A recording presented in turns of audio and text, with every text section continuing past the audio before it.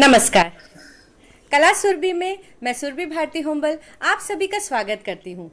दोस्तों, आज मैं आपको श्रीमती नीलिमा श्रीवास्तव जी से मिलाने जा रही हूँ, जो कि एक प्रख्यात कलाकार एवं कला शिक्षिका है। नमस्ते नीलिमा जी। नमस्कार सुबी जी।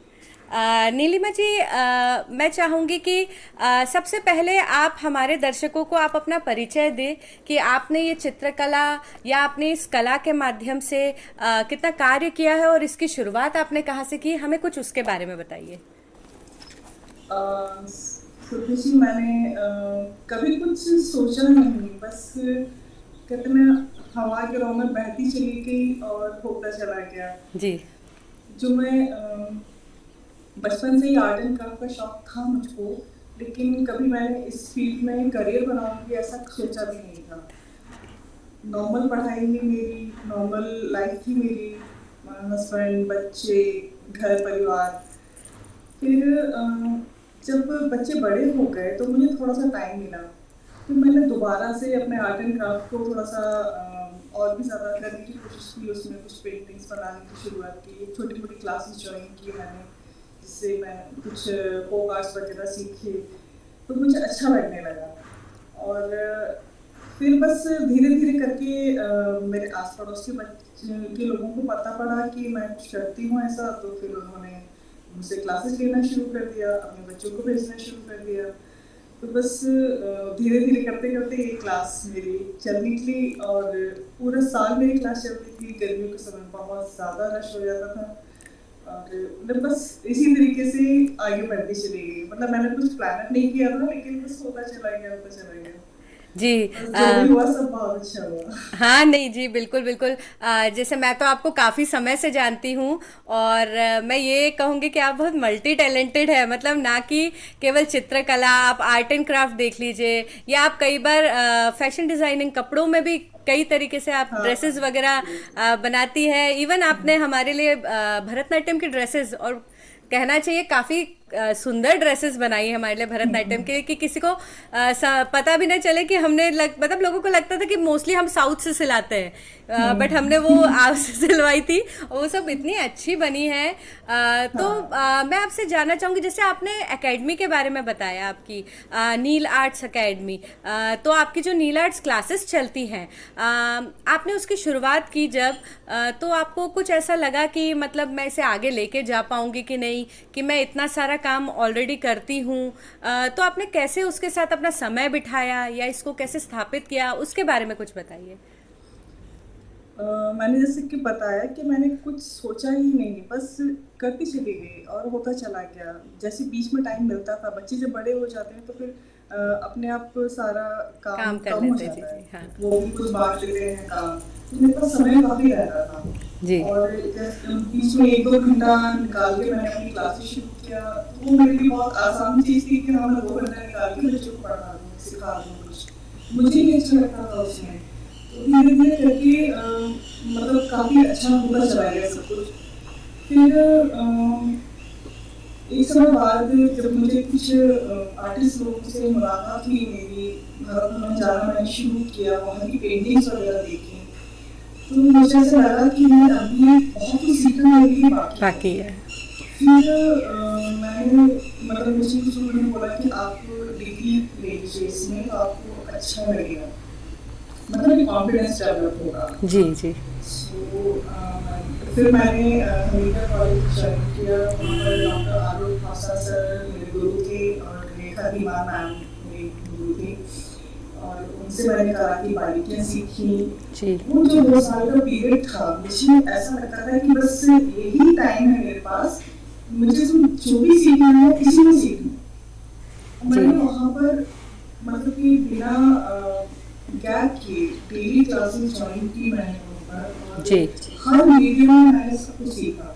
और सर मैम ने भी बहुत सहयोग दिया इसमें, बहुत अच्छे से मुझे सिखाया, और मैंने क्लास में वहाँ पर टॉप भी किया। मुझे तो तभी से मुझे थोड़ा सा कॉन्फिडेंस डेवलप हुआ। फिर मैंने अपनी क्लासेस में जो मैं सिखाती थी बच्चों को, मैंने उसमें भी कुछ चेंजेस किए, जी। मतलब उनको फिर स्टडी फॉर्म में लेकर गई मैं। पहले तो छोटे बच्चों को मैं ऐसे ही सिखाती थी कि उनको कुछ ड्रॉ करना आ जाए, ताकि क्योंकि स्कूल में काफ़ी वर्क रहता है बच्चों का, तो पेरेंट्स नहीं करवा पाते, तो ड्राइंग अपने आप कर सके, जी तो उस तरीके से सिखाती थी। फिर मैंने जब खुद कॉलेज ज्वाइन किया तो मुझे समझ में आया कि नहीं, उनको एक आकार देना भी ज़रूरी है। जी तो फिर मैंने अपनी क्लास का पूरा पैटर्न चेंज किया और बच्चों को पूरा स्टडी फॉर्म लिखी थी, और मैं सारे मीडियम्स उनको सिखाए मैंने धीरे धीरे करके, मीडियम तक फ्लो करवाए। तो अब काफ़ी अच्छा हो गया। फिर लॉकडाउन आ गया। लॉकडाउन जी में मेरे पास तो कुछ था ही नहीं, मतलब मैं क्या करती थी, बच्चों को बुला नहीं सकती थी, सही है पेरेंट्स हालांकि छोड़ के तो जी गया नहीं जी थी, लेकिन मैं ले नहीं पा सकती थी। जी तो मार्च अप्रैल का टाइम मेरा ऐसे ही निकला, मैंने कोई क्लासेस नहीं ली। फिर मई में जाके मेरे बच्चों ने मुझे बहुत पुश किया कि नहीं मम्मा आप ऑनलाइन क्लासेस ले लो, सब ना बोल रहे हैं। जी तो मुझे टेक्निकल कोई नॉलेज नहीं थी, क्योंकि मेरे बच्चों ने मुझे बहुत सपोर्ट किया इस मामले में, और मेरे ऑनलाइन क्लासेस स्टार्ट करवा दी। और ऑनलाइन क्लासेस भी जब स्टार्ट की मैंने, तो मुझे काफ़ी अच्छा लगा। मतलब यहाँ पर मैं बच्चों को हाथ तक करके करवाती थी, छोटे बच्चों को या कुछ भी, तो थोड़े बड़े बच्चे जो हो जाते थे उनको अपने हाथ से बताती थी कि नहीं इसको ऐसे ठीक करना है, ऐसे ठीक करना है। लेकिन ऑनलाइन क्लासेस में मुझे एक फ़ायदा लगा कि बच्चे जो भी कर रहे हैं वो खुद अपने आप करते हैं। हाँ जी उनको मतलब कि उनका ऑब्जर्वेशन पावर और ज़्यादा बढ़ गई है। बिल्कुल मतलब यहाँ पे जो मैं सिखाती थी तो बच्चे परेशान हो जाते थे कि मैम हमसे नहीं बन रहा, हमको नहीं आ रहा, हमको नहीं समझ में आ रहा। लेकिन वहाँ पर तो उनको खुद ही करना रहता था। तो मैम को जितनी भी कोशिश बार बार करके दिखाती थी मैं अपनी चीज़ पर कि इसको ऐसे करो, इसको ऐसे करो, और फिर उन्होंने करना शुरू किया, तो वो मुझे ज़्यादा अच्छा लगा कि ऑनलाइन क्लास में बच्चे डिपेंडेंट नहीं सेल्फ है, डिपेंडेंट हो गया थोड़ा सेल्फ डिपेंडेंट हो जी गए। मुझ पर डिपेंडेंट नहीं है कि मैम ठीक कराएगी हो जाएगा, मैम ठीक नहीं कराएगी वो भी खुद ही करना पड़ेगा। जी तो बस, और फिर उसके बाद ऑनलाइन क्लासेस भी मेरी काफ़ी अच्छी थी, और मैं अभी 4 बैचेस ले रही जी हूँ, और इसमें भोपाल के अलावा बाहर के स्टूडेंट्स भी हैं, इवन फॉरेन के भी हैं। तो बस चल रहा है सब कुछ अच्छा। जी नीलिमा जी, जैसे आपने कहा कि आपने मतलब जब आपके बच्चे बड़े हो गए उसके बाद आपके पास समय था तो आपने कहा कि मैं इसी अपनी कला को आगे बढ़ाऊं, उसके बाद आपने उस चीज़ में डिग्री ली।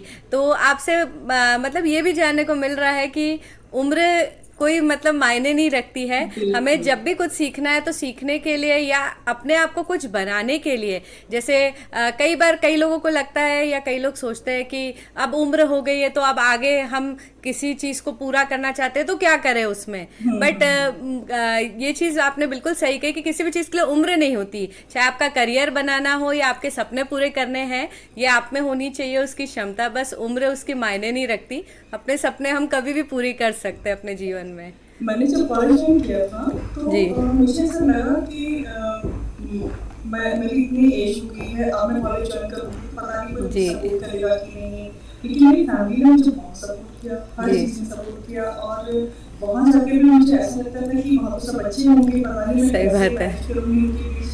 लेकिन वहाँ के जो स्टूडेंट्स थे, जो सीनियर्स थे हमारे, सब दूसरी एज में छोटे ही थे, जी लेकिन सब इतने सपोर्टिव, इतने अच्छे थे कि मुझे कभी लगा ही नहीं कि मैं इतनी एज हो गई है मेरी, मतलब मुझे सब फ्रेंड्स की तरह रहते थे।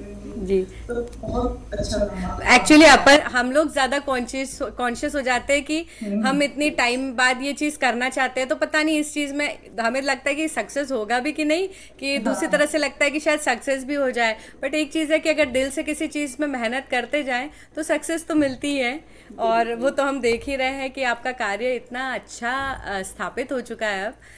नीलिमा जी, मैं आपसे ये चीज़ पूछना चाहूँगी कि आपने जैसे करियर की बात की कि बच्चे एक्स्ट्रा करिकुलर एक्टिविटीज़ में जैसे अपना करियर बनाना चाहते हैं, तो आपके भी जैसे एकेडमी है उसमें बच्चे आते हैं तो क्या वो एग्ज़ाम के लिए आगे अप्लाई करते हैं, या उनमें से कुछ बच्चे हैं जो शायद एक्स्ट्रा करिकुलर को ही अपना मतलब आर्ट में अपना करियर बनाना चाहते होंगे, तो उसके लिए हाँ, आप बच्चों को कैसे मोटिवेट करती हैं? मैंने बताया अभी जैसे मैंने कॉलेज ज्वाइन किया था उसके बाद जी मुझे समझ में आया स्टडी मतलब कैसे क्या करना है। जी तो मैंने बच्चों को उसी तरीके से सिखाना शुरू किया है अभी। जी और जी बच्चे मतलब काफ़ी स्टडी उनकी अच्छी हो गई है। जी मतलब जो भी आर्ट की बारीकियाँ होती हैं आगे चल के जैसे बीए करना है किसी हाँ को या फिर ड्राइंग पेंटिंग फाइन आर्ट्स वगैरह में, हाँ फाइन आर्ट्स में बीए। ज्वाइन करना हाँ है तो उसके लिए मैं पूरा तैयार करवाती हूँ जी, बच्चों को। आजकल तो स्कूलों में भी सब्जेक्ट है फाइन आर्ट्स। हाँ, हम बिल्कुल और सब्जेक्ट वो चूज काफ़ी कर अच्छा सकते हो हैं। गया है कि बच्चों हाँ को शुरू से ही अ, उनको वर्क्स बनाने के लिए मिलते हाँ, हैं, मिलते हैं मिलते हैं। सीखने को मिलता है। जी। तो जैसे आप बोले ना कि बच्चों के लिए हम एग्जामिनेशन करा सकते हैं, तो आपकी एकेडमी ने पर्सनली कहीं से आप डिप्लोमा वगैरह कुछ कराते हैं बच्चों को? नहीं ऐसा नहीं है, मैं बस तैयार करवाती हूँ अच्छा। उनको कि आप भरो एग्ज़ाम्स। बहुत से एग्ज़ाम्स हैं, अलग-अलग संस्थाएँ हैं जहाँ पर जी बच्चे जी, एग्ज़ाम होते दे होते सकते हैं। हैं। हाँ हाँ। तो बस उसके लिए जो प्रिपरेशन होगी वो मैं करवा दूँगी आपको। ओके। तो अभी जैसे कि आईजीटी वगैरह के एग्ज़ाम्स होते हैं, जी जी। बॉम्बे गवर्नमेंट के रहते हैं, महाराष्ट्र गवर्नमेंट के। जी जी तो वो भी मतलब होते हैं जब भी ऑर्गेनाइज़ होते हैं जी। तो मैं उनके हेल्प करा देती हूँ बच्चों को कि तैयार करवाती हूँ कि कैसे-कैसे एग्ज़ाम्स होंगे। जी और मैं आपको एक चीज़ बताना चाहती हूँ कि उस एग्ज़ाम में बच्चे क्या फेस करते हैं, वो मुझे समझ में नहीं आता था पहले। उसके लिए मैंने खुद वो एग्ज़ाम दिया। किया जी कि वहाँ पर बच्चे क्या फेस करते हैं वो मुझे समझ में आया। मैं उनको किस तरीके से प्रिपेयर करवाऊँ कि वो बच्चे उस चीज़ को क्रैक कर सकें, सही। उससे एडजस्ट कर सकें। तो फिर उसके तरीके से उसके लिए मैंने खुद एग्ज़ाम दिया वहाँ जी पर और फिर अब मैं बच्चों को उस तरीके से समझाती हूँ कि वहाँ पर ऐसा माहौल रहेगा, आपको ऐसा करना है, आपको ऐसा करना है।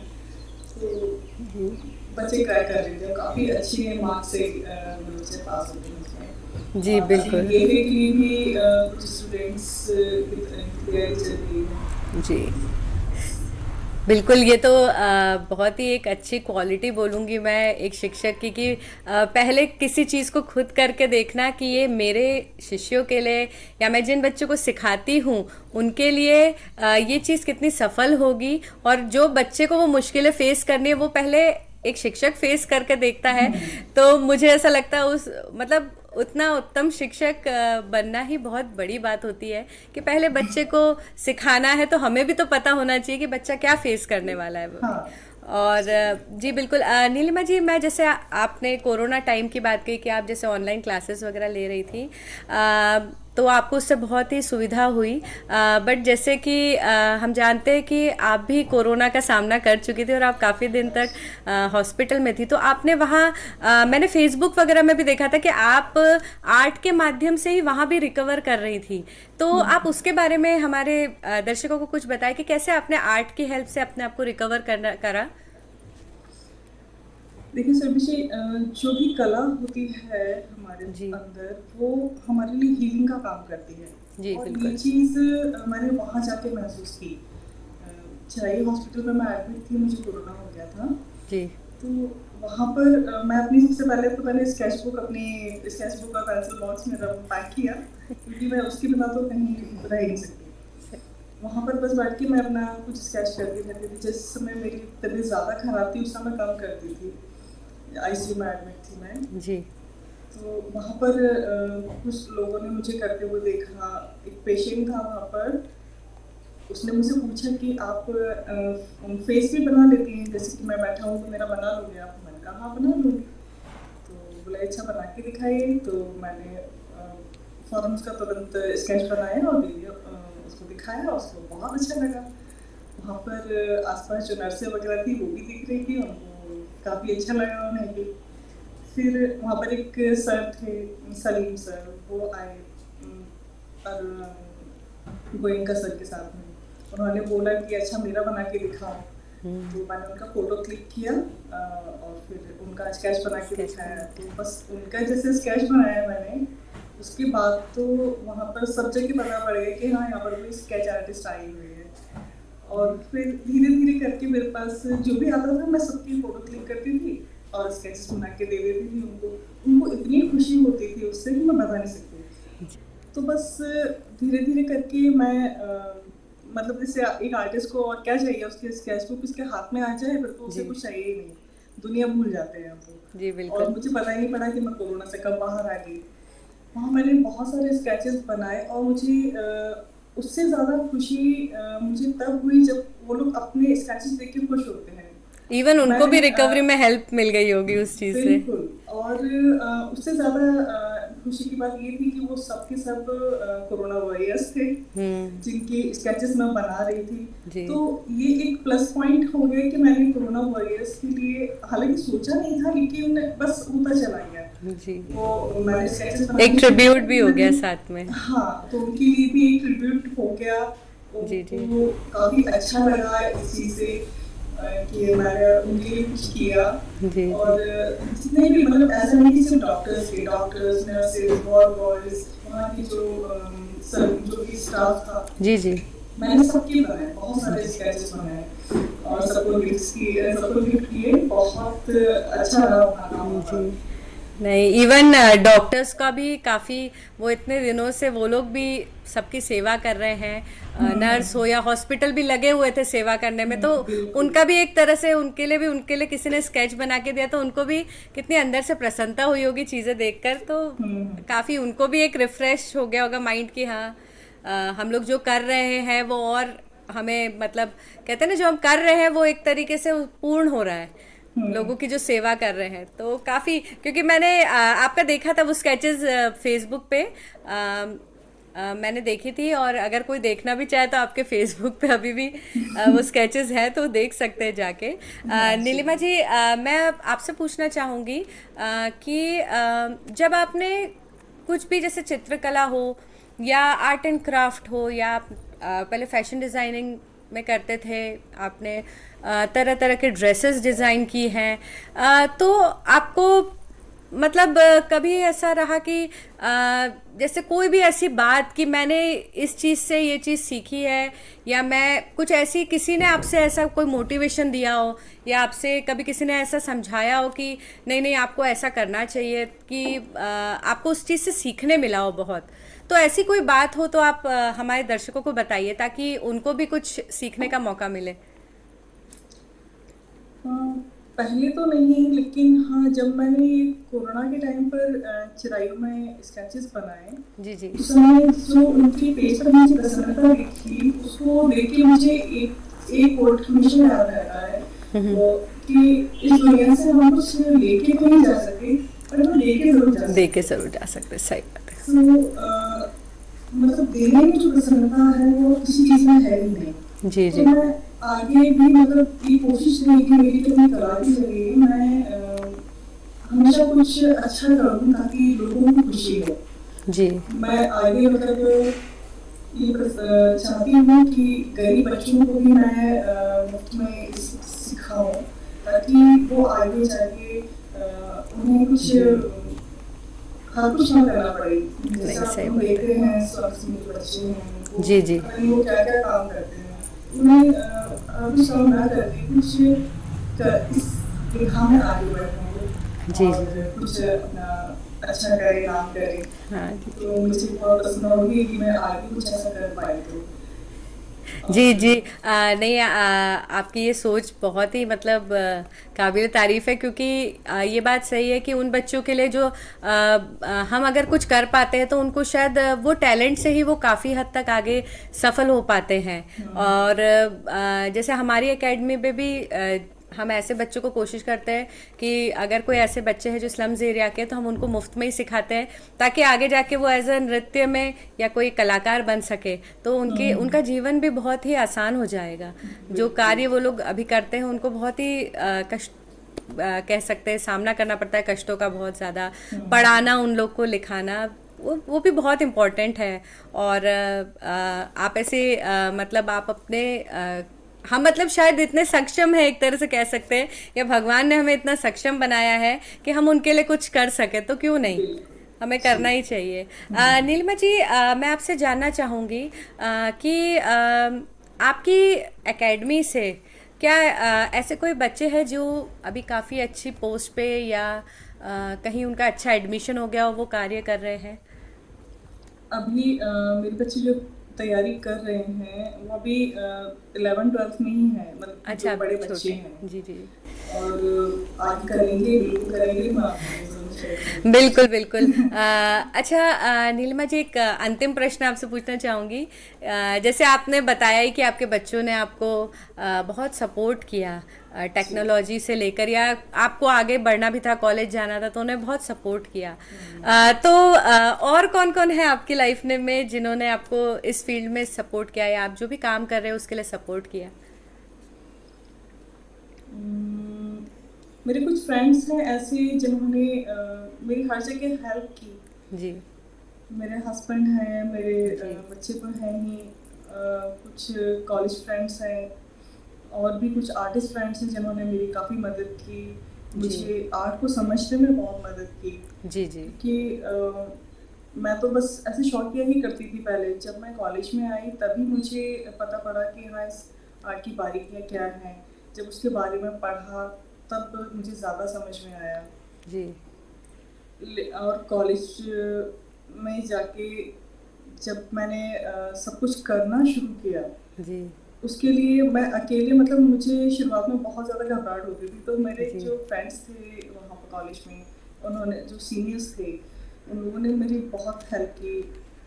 बस यही था। जी, जी, मतलब आपको शायद अब लगता होगा कि जो पहला दिन आपने कॉलेज में कदम रखा था, वो इतनी कई तरह के विचार आ रहे होंगे मन में, कैसे करना है, क्या करेंगे, कैसे बहुत होंगे। ज़्यादा। और जब आपने आखिरी दिन वहाँ से आपने अपनी डिग्री ली और आपने बाहर कदम रखा होगा, तब आपको लगेगा होगा कि मतलब बहुत सपोर्ट भी मिला, और अब हम बहुत मिस भी करने वाले हैं ये सारी बहुत ज़्यादा, चीज़ें। मतलब कि मन ही नहीं हो रहा था कि हम, ऐसा लग रहा था कि बस खत्म, इतनी खत्म, जल्दी हाँ। निकल गए 2 साल, पता ही नहीं पड़ा। हाँ, नहीं, जी, इतना, जी, लेकिन इतना कुछ सीखा वहाँ, सब कुछ बहुत अच्छा रहा। वहाँ के जो गुरु थे जी, हमारे, डॉक्टर आलोक भावसार जी, बहुत ही अच्छे गुरु हैं वो, जी, कला जी, के। और उनसे बहुत कुछ सीखा।